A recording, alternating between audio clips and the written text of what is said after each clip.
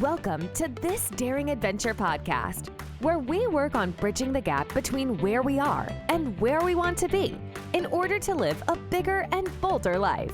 In this podcast, we will provide inspiration, tips, and skills you need to make your life the adventure you want it to be. Here's your host, mindset mentor, and life coach, Trista Guertin.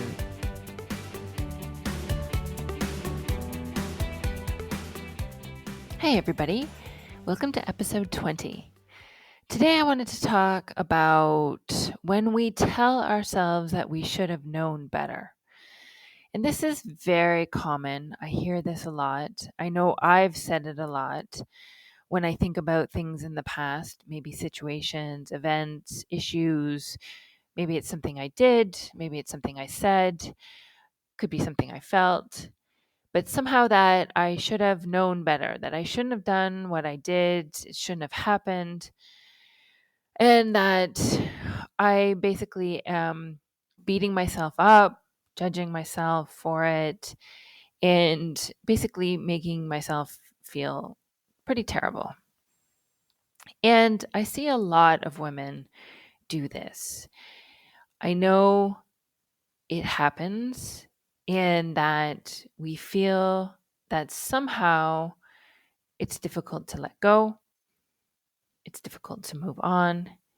And it becomes a cycle, it becomes a pattern, and it becomes a habit.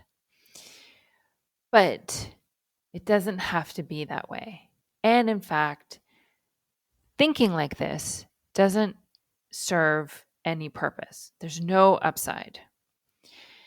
And so today I wanted to talk a little bit about why we do this and how we can start to shift our perspective to let this go, to let this thought pattern go and be able to move ourselves forward in a constructive and future focused way. Our brain is basically trying to keep us safe. This is why it will offer us these thoughts that we should have known better, that we should have done something differently, that it wasn't good enough, that we made a mistake. And it's our primitive part of our brain, the part that has kept our species alive and evolving for thousands of years, which has certain tendencies. These tendencies include conserving energy, keeping us safe, seeking pleasure, and avoiding pain. And in order to protect us, the brain will recycle these thoughts about how we should have known better, how we could have done better, things should have been different, about our past, in order to remind us of possible problems, things that we want to avoid doing again in the future because it is trying to protect us. It also likes to repeat these thoughts because it wants to be as efficient as possible. And having these negative thoughts on a repetitive loop is very efficient. It's easy. It doesn't require any different thinking. It doesn't require any energy. And the brain will not want to spend energy on thinking or doing something new. These thoughts become a habit, and they become a well-worn neural pathway in our brain so that it becomes very easy to have on repeat. And we think them over and over again. The brain just naturally goes there. We have a thought about that particular issue, maybe that person, and it comes up very quickly. Plus, because the brain thinks it's keeping us safe, it will get a hit of dopamine as a reward for what it perceives as an effort to keep us alive. Of course, this worked well back in the days when we were living in a cave, but it's not necessary today. And as a result, we will continue to beat ourselves up and judge ourselves, which really just makes us feel terrible. There's no way any inspired or positive action can come from this line of thinking. And we waste valuable time and energy on thinking this way. We basically remain past focused instead of being future focused. And when we keep ourselves stuck, focused on the past, this is what we will end up creating more of, right? What we focus on, we will create. And if we're looking at the past, then we stay stuck on repeating more of the same. But by letting go of the past, we will become future focused and we will be spending more time and energy on where we are going and what we want to create, which is exactly the way we need to do things to get ourselves unstuck. So, what can we do when we find ourselves mired in the past and beating ourselves up and telling ourselves we should have done something better, we should have known better? The first step is to create greater awareness around what you were thinking. A lot of these thoughts will just be replaying in your brain over and over again, and you might not be fully conscious of how often they're repeating themselves and how troublesome they are for you to create a bigger and bolder future. Now you have some awareness of what these thoughts are creating for you.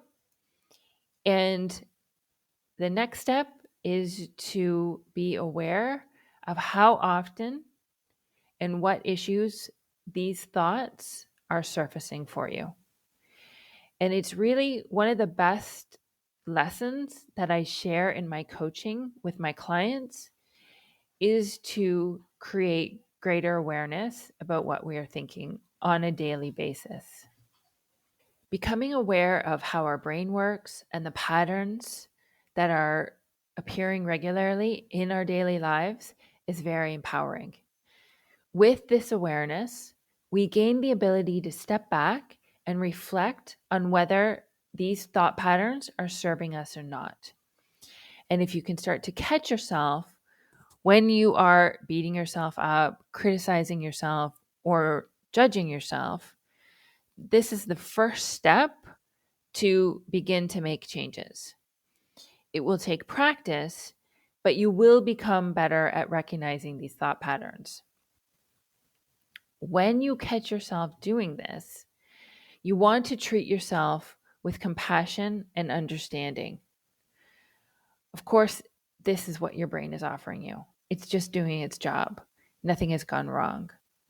These are some of the messages that you can tell yourself when you become aware of what's going on. This is completely normal. These thought patterns are just in an effort to keep you safe, but they're not true and they're not serving you any purpose. So reminding yourself, this is what our brain does. It's just doing its job. Nothing has gone wrong. I can let these thoughts go. Sometimes it's really helpful, and I do recommend this as well to all of my clients, is to write it all down. Get it out of your head and onto paper. And sometimes seeing it in black and white, you will be able to decipher which thoughts are keeping you stuck in the past and keep you, beating yourself up about certain situations or issues. And once you are able to see what you are thinking in a more objective light, then you will be able to start recognizing patterns.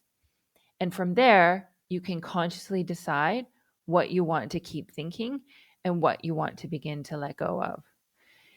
Doing this on a daily basis is probably the best way to do it. Sometimes it's not possible to do it every day. That's okay. Do it a couple of times a week. But it is just a thought dump onto a piece of paper, cleaning out your brain and seeing what's going on there. And it can just really shift your perspective and give you an opportunity to just reflect and be conscious of what you want to let go of. Next, you want to redirect your brain. When you find your brain taking you down the path to the past and thinking about what happened, and it's going to happen, you will have to actively and purposely redirect it.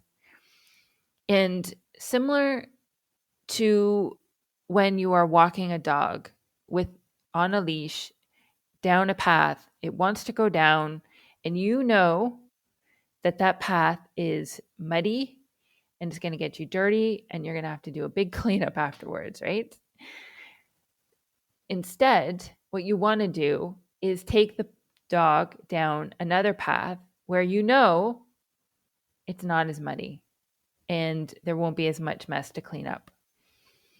So you want to lead your brain down that cleaner, drier path. You don't want it to let it go down to roll around in the mud and that you'll have to clean up afterwards, right? Direct it to think about how you are now doing things differently, where you are going, and what you're creating for your future. You will have to be assertive in not letting it dwell on what happened, right? Just as you would be assertive in taking that dog by the leash and leading it down the other path. Remind yourself that there's no upside to any of this. Left to its own devices, the brain will go wherever it wants. It will pull up the past. It will look for problems. It will focus on the negativity. It will take effort and practice to redirect your brain and focus on something else that does serve you. But it is possible. It's a skill. So it will take time. It will take effort. It will take practice. Your brain will not like it. It doesn't want to exert energy, right? It wants things to be easy. But trust me, it will be worth it in the end. You really do have to be an adult when you're managing your primitive brain. And by this, you're using your prefrontal cortex, the rational part of our brains, to guide the primitive part of our brains to what we want to focus on and what we want to create, what is going to serve us best. Sometimes it helps when you're trying to redirect your brain to give it something else to think about. And in this particular instance, maybe you want it to think about 3 lessons that you learned because of that situation. Or maybe you can look for 3 examples of things you're already doing differently because of it. Your brain will love to have something to do, and it loves to answer questions and solve for it. So by asking it to solve for coming up for examples like this, it not only gives our brain something more constructive to do, but it will also then start to internalize this evidence. And each time this memory and thought pattern comes up, it will start to feel less true. And it will be easier and easier for you to counteract these thoughts and these feelings. The third step is to assume the best. Beating yourself up or shoulding, like as if, you should have done this and should have done that, has no upside. And as I mentioned, it will just make you feel worse. Oftentimes, people mistakenly believe that if they berate themselves, criticize themselves, it will push them to do better.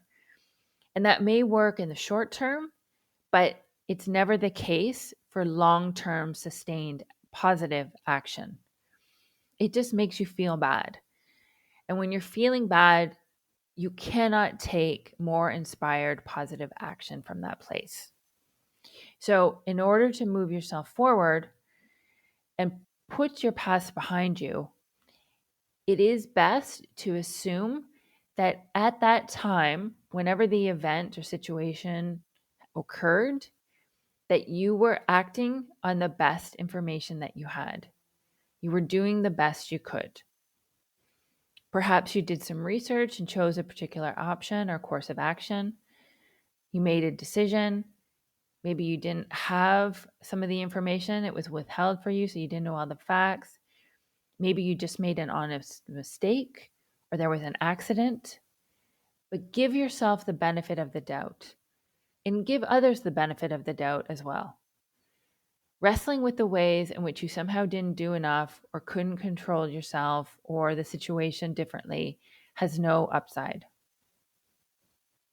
Wrestling with the ways in which you somehow didn't do enough or could have controlled yourself or the situation differently has absolutely no upside.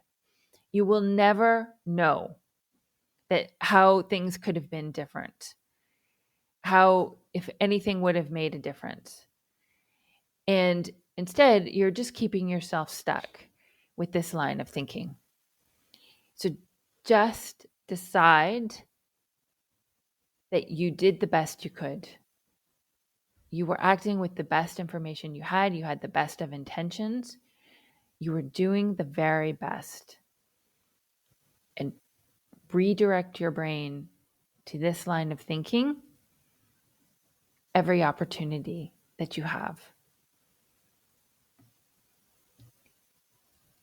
I believe it was Byron Katie who said, when you argue with reality, you lose, but only 100% of the time.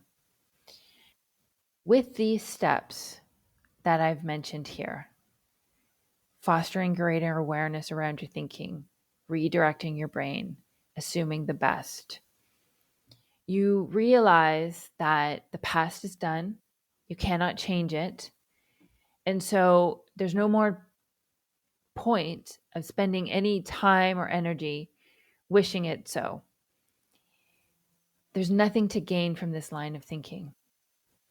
But with acceptance, you can acknowledge that it happened, and now you focus on what to do next.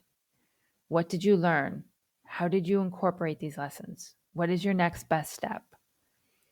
You want to spend more time focused on your future and learning to leave the past behind.